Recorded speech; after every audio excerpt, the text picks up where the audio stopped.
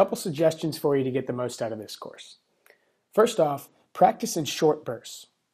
So don't try to consume this whole course in one day. Don't sit down and do it for multiple hours. I suggest, practicing in hour bursts. And what you can use is this site I use. It's eggtimer.com, and basically you can set timers, and it'll alert you when the timer's up.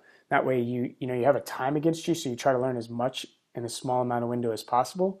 And then, take a break for the day. Don't get burnt out. Stay excited about it. And I also suggest making a schedule that you'll stick to. So if you can lay aside 1 hour a day for a week, you'll have your first site out in a week. Number 2, go through the course one time with me and write in the code.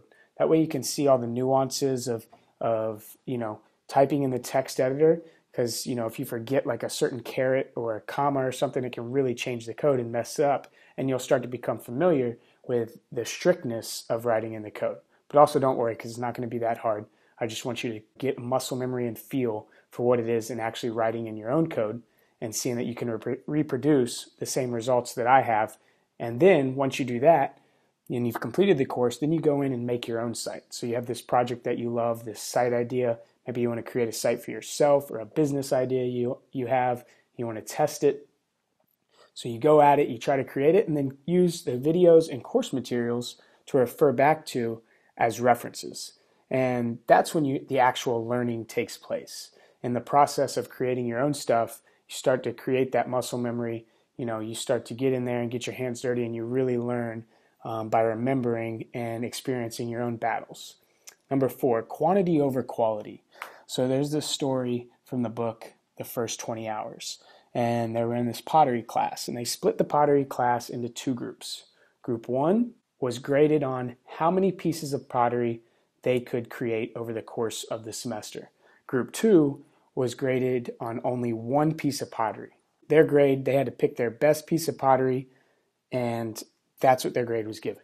So they brought these 2 groups back together at the end of the semester, and you saw everybody's pottery on display.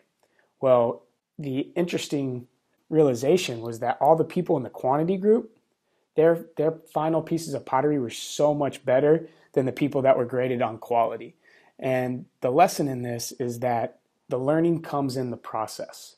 So don't focus on, worrying about messing up or anything. Just go at it, make mistakes. You can easily go back and fix them.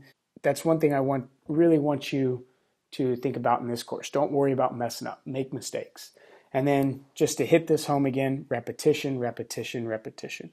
Keep practicing, keep building sites. The more you do, the higher the quantity, the more this will become second nature, and you'll be busting out top quality sites in no time. It's really not hard. It just takes, repetition and practice.